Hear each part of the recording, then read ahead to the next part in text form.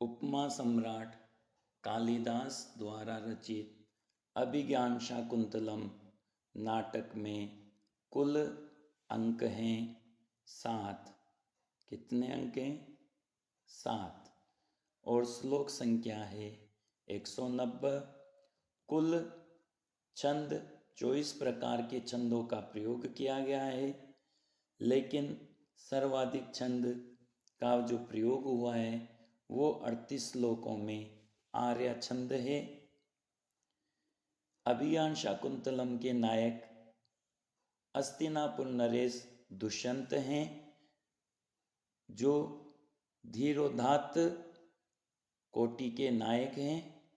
ये प्रश्न परीक्षा में पूछा जाता है कि दुष्यंत किस कोटि के नायक है? धीरोदात्त कोटि के। जबकि नायिका शकुंतला है, जो मुग्धा प्रकार की नायिका है। यह आम मानवीय स्त्री है, जो विश्वामित्र और मेनका नामक अप्सरा की पुत्री है। विदूषक का नाम मांडव्य या माधव्य है। विदूषक सब नाटक के याद रखने हैं। शकुंतला की सखियां अनुसुईया और प्रियंवदा है। अभिज्ञान शाकुंतलम की मूल कथा कहाँ से ली गई है? तो मूल कथा ली गई है महाभारत के आदि पर्व में, जो शकुंतलोपाख्यान के नाम से प्रसिद्ध है। 68 से 74 अध्याय तक वर्णित है। और पद्म पुराण के स्वर्ग खंड में भी अभिज्ञान की मूल कथा वस्तु मिलती है। मुख्य रस श्रृंगार है, क्योंकि कालिदास वैदर्भी रीति का प्रयोग करने में प्रसिद्ध है। कुल श्लोक संख्या 190 है। सर्वप्रथम मंगलाचरण के रूप में आशीर्वादात्मक एवं वस्तु निर्देशात्मक मंगलाचरण करते हुए कालिदास कहते हैं कि सृगधरा छंदोबद्ध मंगलाचरण है। या सृष्टि सृष्टुराद्या वहति विधिहुतम या हविर्या चोत्री ये द्वे कालं विद्यत श्रुति विषय गुणा या स्थिता व्याप्य विश्वम या माहु सर्वबीज प्रकृति रीति यया प्राणिन प्राणवंत प्रत्यक्षाभिप्रपन्न तनुभिरवतु वस्ताभिरष्टाभिरीशः। इस मंगलाचरण को अष्टादशपदा द्वादशपदा मंगलाचरण कहा गया है, क्योंकि इसमें अष्टमूर्तिधारी भगवान शिव की स्तुति की गई है। 5 मूर्तियां तो पृथ्वी जल तेज वायु आकाश पंच महाभूत रूपी है। सूर्य चंद्रमा और यजमान रूपी मूर्ति है।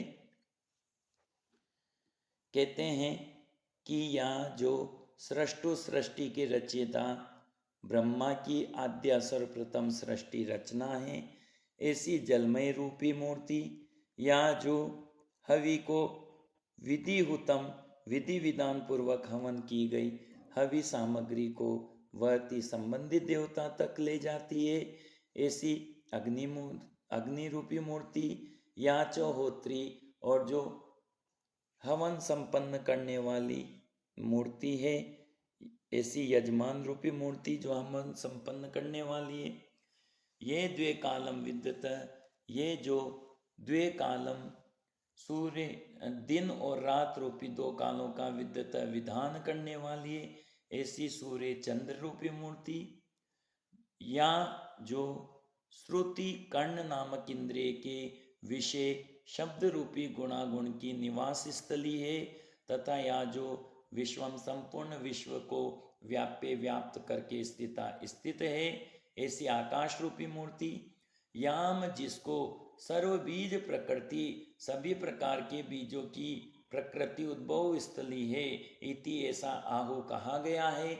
ऐसी पृथ्वी रूपी मूर्ति यया जिससे प्राणी न समस्त प्राणी प्राणवंत प्राण धारण किए हुए हैं प्राणवान है ऐसी वायु रूपी मूर्ति।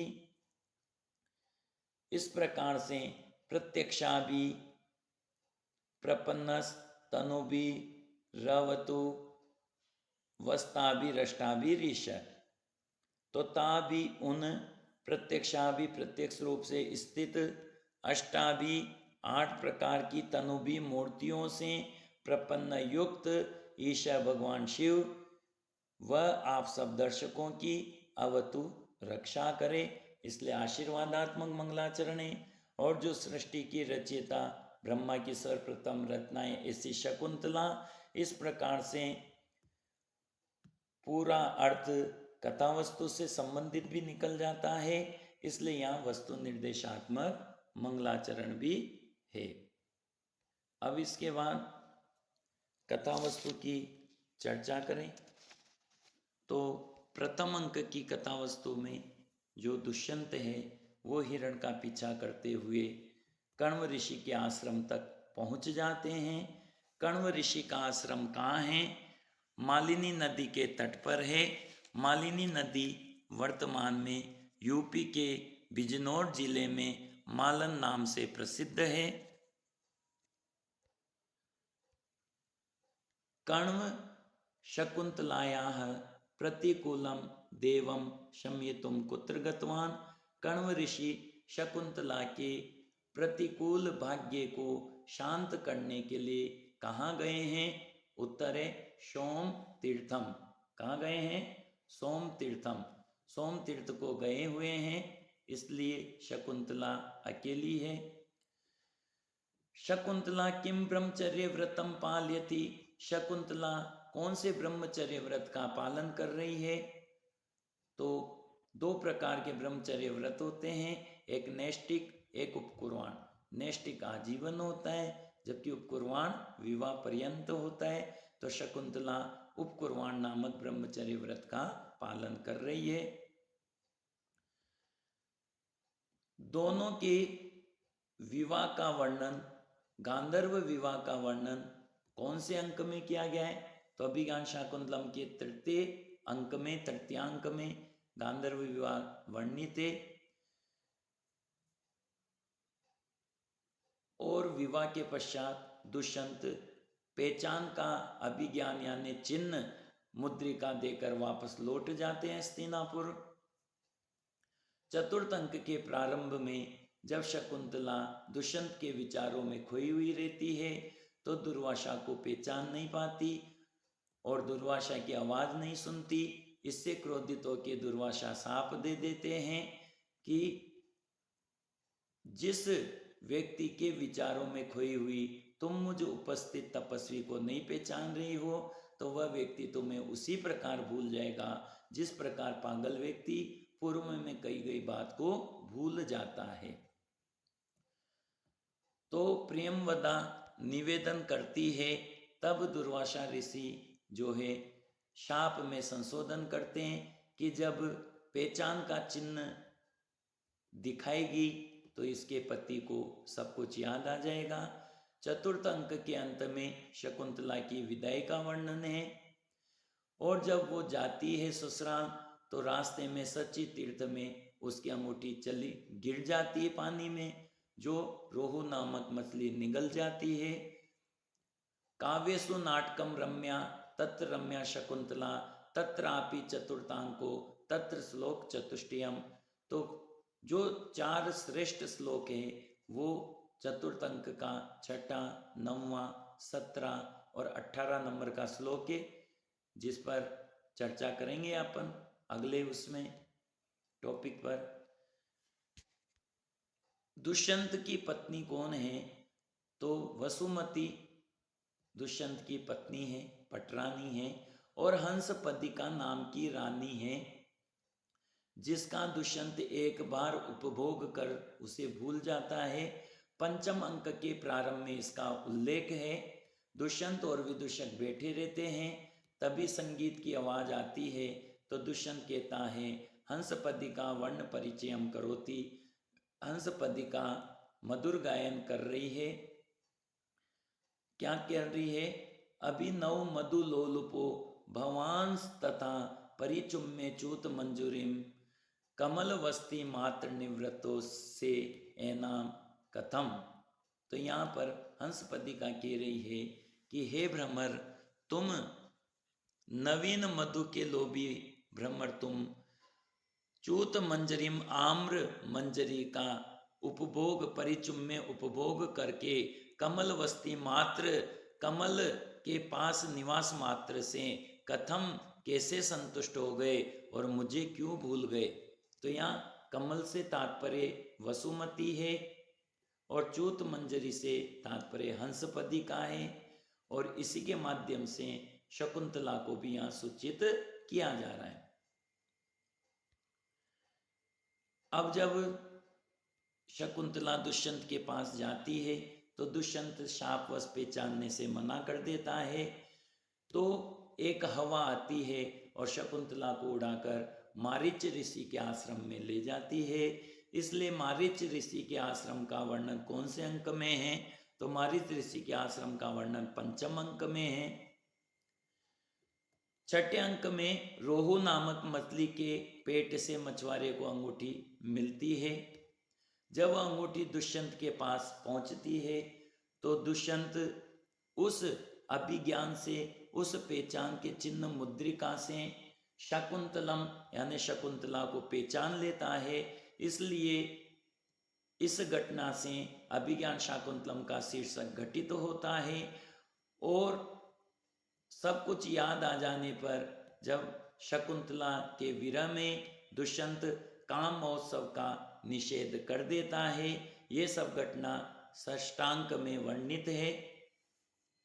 तो काम महोत्सव का निषेध कौन से अंक में किया जाता है, छठे अंक में किया जाता है। जब दुष्यंत इंद्र की मदद के लिए देवासुर संग्राम से वापस लौटता है तो इंद्र का सारथी उन्हें लेकर के हेमकूट पर्वत पर उतरता है और इंद्र का सारथी कौन है, तो वो है मातली। और जब वो उतर करके आगे जाता है तो वहाँ एक बालक को शेर के बच्चे के साथ खेलता हुआ देखता है, जिस बालक का नाम सर्वदमन है।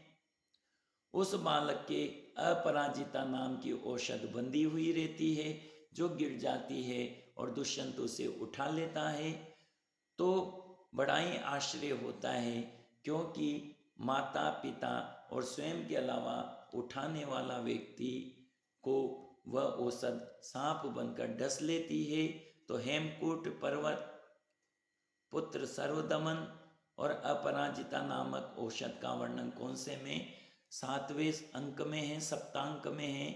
और अभिज्ञान शाकुंतलम का जो आंग्ल अनुवाद है वह किसने किया है दोस्तों, हाँ विलियम जोन्स ने किया है।